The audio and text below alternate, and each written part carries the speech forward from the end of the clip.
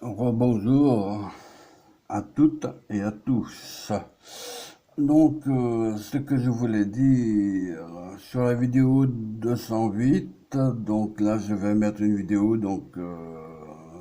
aujourd'hui, donc ça va être la vidéo 209 et celle-ci, ça va être la vidéo 230. Oui, je vous dis ceci parce que sur la vidéo 209, j'ai oublié de mettre le schéma. Donc, le schéma du séquenceur. Donc le séquenceur démarre ou bien s'arrête en fonction de la pression sur un premier bouton, sur un bouton au poussoir de marche arrêt. Le séquenceur change de vitesse, autrement dit, il change la durée d'allumage des LED en fonction de la pression sur un deuxième bouton poussoir. On obtiendra donc deux vitesses de fonctionnement à l'aide du bouton poussoir. Voilà. Donc je me répète, mais enfin je préfère me répéter. Bon, donc nous avons donc bien sûr le schéma type que nous avions mis. Donc nous avions passé du temps parce que j'aime bien faire mes schémas moi-même. Ouais, et donc là, c'est un schéma séquenceur. J'ai marqué mes abréviations, donc des R Daniel Robert. Voilà, donc ici vous avez vu LED, bien sûr, hein, donc les flèches qui indiquent que le LED est clair.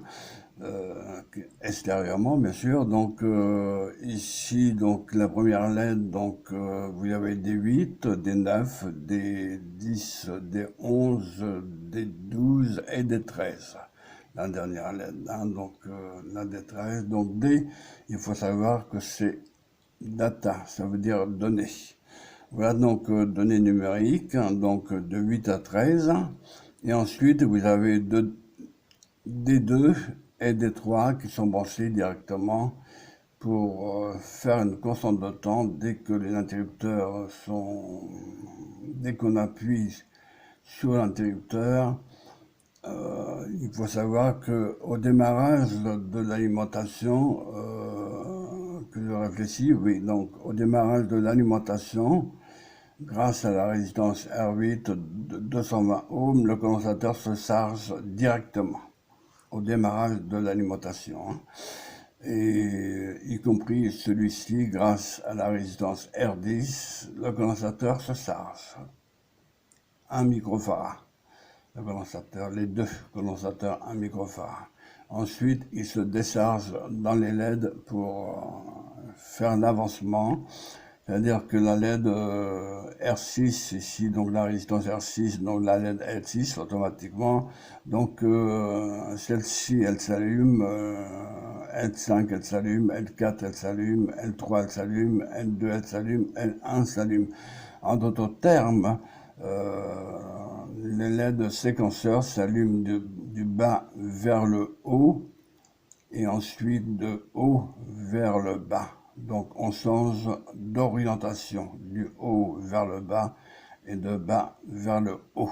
Voilà. Donc vous le verrez ça dans le programme puisque nous avons mis le programme ici. Voilà, donc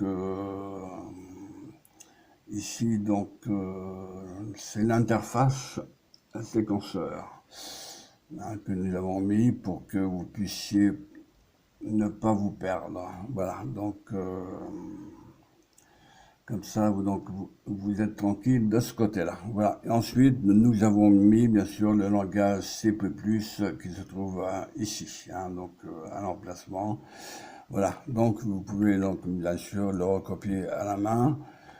Moi, j'ai fait copier-coller ici, hein, mais pas sur mon programme, hein. Sur le programme, il fallait que je fasse ça à la main.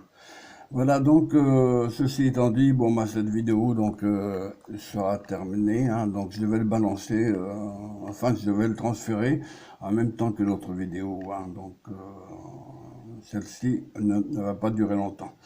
Voilà, donc la tâche sera un peu plus faible, voilà, donc que de coutume. Voilà, donc, excusez-moi, donc, que j'ai oublié le schéma. Donc, je le mettrai à part. Voilà, je le mettrai donc à la vidéo. Donc, il y aura donc la vidéo 208, 209, c'est la vidéo 230, ça, celle-ci. Voilà, donc, vous savez tout. Donc, maintenant, on termine par cette pratique-là, cette fois-ci.